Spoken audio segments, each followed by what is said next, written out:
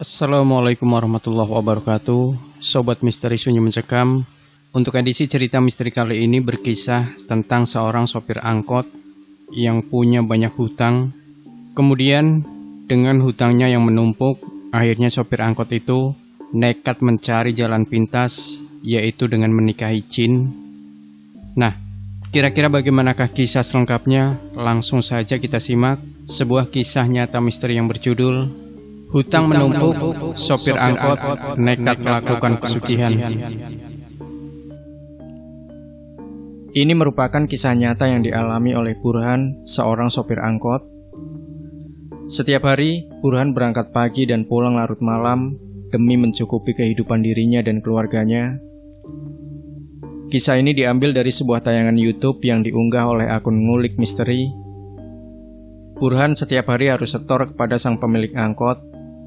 Tak jarang, Burhan kadang pulang ke rumah dengan membawa uang sangat kecil karena sepi penumpang. Sementara sang pemilik angkot tidak mau tahu berapa banyak uang Burhan dapatkan dalam satu hari menarik angkot. Yang ia mau adalah Burhan harus setor setiap hari. Burhan kerap menjadi bahan olok-olokan rekan sesama supirnya ketika di pangkalan. Karena secara ekonomi, Burhan sangat tidak beruntung dibandingkan supir yang lain. Munculnya ojek-ojek online membuat Burhan kewalahan karena penumpang semakin sedikit yang menggunakan angkot. Sementara ia harus tetap menghidupi keempat anak dan satu istrinya di rumah. Kondisi ekonomi Burhan kian hari kian terpuruk. Kebutuhan pokok untuk sehari-hari di rumah pun banyak yang tidak terpenuhi. Namun Burhan tetap sabar menjalani kehidupan ini.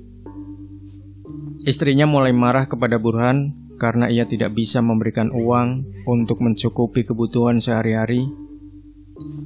Sementara hutang untuk makan dan lain-lain di warung tetangganya kian hari kian menumpuk.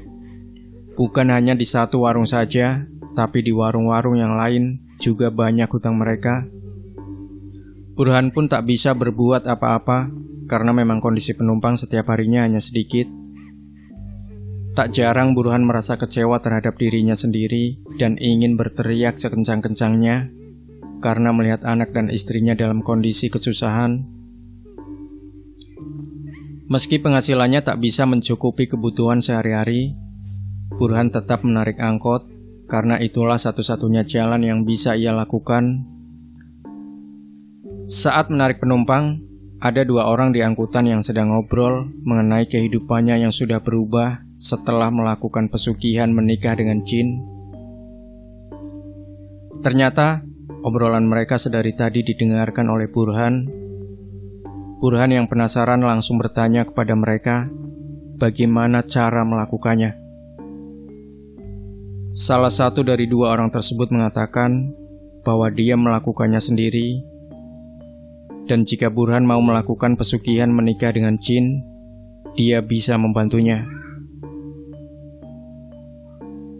Orang tak dikenal itu pun mengatakan bahwa tidak ada tumbal sama sekali jika Burhan mau melakukannya.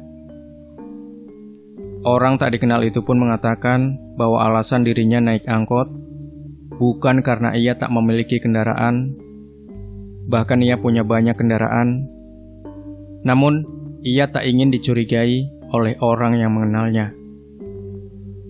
Burhan yang sedang butuh uang untuk membayar hutang dan mencukupi kebutuhannya itu langsung meminta orang tak dikenal itu untuk membantunya. Orang tak dikenal itu menyarankan agar Burhan terlebih dahulu meminta izin kepada istrinya karena tidak bisa dilakukan jika tidak ada izin dari istri. Burhan pun meminta alamat orang tersebut untuk ia datangi kembali setelah mendapat izin dari istrinya. Setelah itu, Burhan pun langsung pulang mengantarkan mobil ke rumah bosnya dan langsung pulang ke rumahnya untuk meminta izin ke istrinya. Saat di rumah, Burhan menceritakan obrolan dirinya dengan orang yang baru saja ia temui di angkotnya. Sontak, istrinya kaget dan marah. Burhan pun membujuk istrinya dengan mengatakan bahwa cara itu adalah cara yang instan untuk melunasi semua hutang, termasuk mencukupi semua kebutuhannya.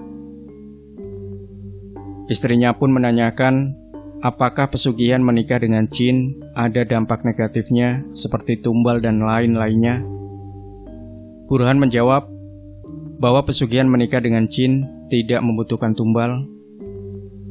Istrinya yang semula marah justru kini memberikan izin, dan malah dia yang kencang menyuruh Burhan segera melakukannya.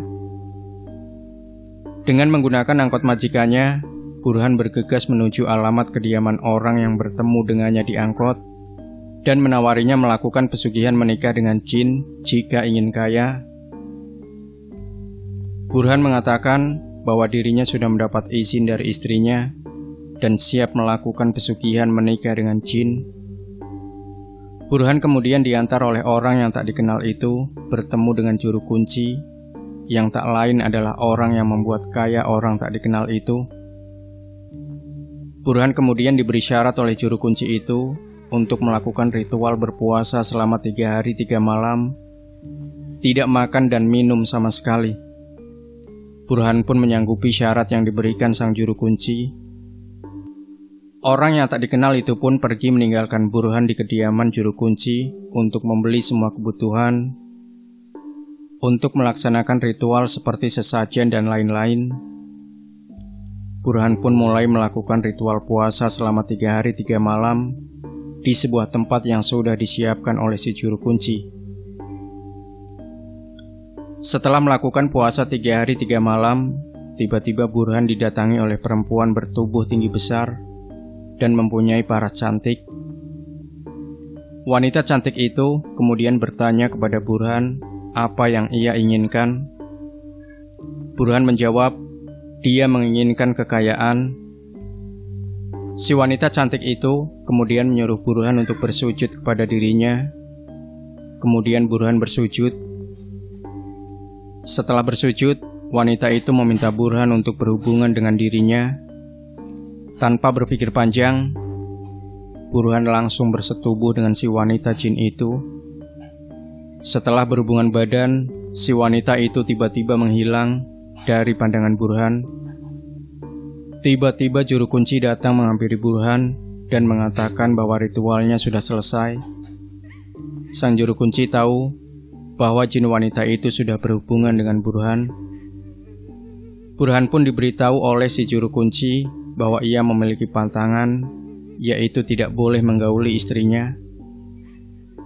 Burhan juga diminta menyiapkan sebuah ruangan untuk digunakan sebagai tempat berhubungan dirinya dengan jin yang baru saja ia gauli. Sebelum pulang, juru kunci mengatakan bahwa di bawah tempat tidur dirinya di rumah sudah disiapkan uang oleh jin yang baru saja ia gauli. Burhan pun menyanggupi apa yang diminta oleh juru kunci dan langsung pulang ke rumahnya. Setibanya di rumah, Burhan langsung masuk ke kamar bersama istrinya dan membuka kasur tempat tidurnya. Ia pun kaget karena uang pecahan Rp50.000 dan Rp100.000 menumpuk sangat banyak. Burhan pun bergembira dan langsung mengambil uang itu. Ingat dengan ucapan juru kunci bahwa Burhan harus menyiapkan tempat khusus untuk berhubungan badan antara dirinya dengan jin. Burhan langsung mengajak istrinya membeli rumah baru yang besar, karena di rumah yang ia tinggali saat ini hanya ada 2 kamar saja. Mereka pun semua pindah ke rumah baru. Semua hutang-hutangnya di warung mereka lunasi. Burhan pun pamit ke majikannya pemilik angkot bahwa mulai saat ini dirinya tidak bisa lagi menarik angkot. Kehidupan Burhan berubah sangat drastis. Barang-barang mewah yang sebelumnya tak ia miliki kini berada di dalam rumahnya. Anak-anaknya yang dulu bersekolah di tempat biasa kini di sekolah favorit. Di sela-sela menikmati kehidupan yang mewahnya, Burhan tiba-tiba ingat dengan orang yang dulu mengantarnya ke tempat juru kunci. Burhan tak melupakan bantuannya, sebab dari sanalah ia bisa menjadi kaya raya. Burhan pun menelpon orang tersebut dan mengajak bertemu di tempat barunya. Orang itu kaget saat tiba di rumah Burhan karena rumahnya sangat mewah sekali. Keduanya ngobrol panjang lebar terkait ritual tidur bareng dengan jin. Orang itu mengamanatkan kepada Burhan untuk tidak meninggalkan ritual jika dirinya ingin tetap berada dalam kondisi kaya raya. Burhan pun mengiyakan bahwa dirinya tidak akan meninggalkan ritual tersebut karena dia ingin tetap kaya raya. Seiring berjalannya waktu, karena saking berkelimangan hartanya, Burhan menuruti semua apa yang menjadi keinginannya. Hingga pada suatu waktu, ia terpikat dengan seorang perempuan yang merupakan kliennya. Burhan lupa dengan pantangan yang diucapkan oleh sang juru kunci, yaitu tidak boleh berhubungan dengan perempuan, bahkan istrinya sendiri. Burhan kemudian mengajak klien perempuannya itu ke sebuah hotel. Di sana mereka berhubungan badan.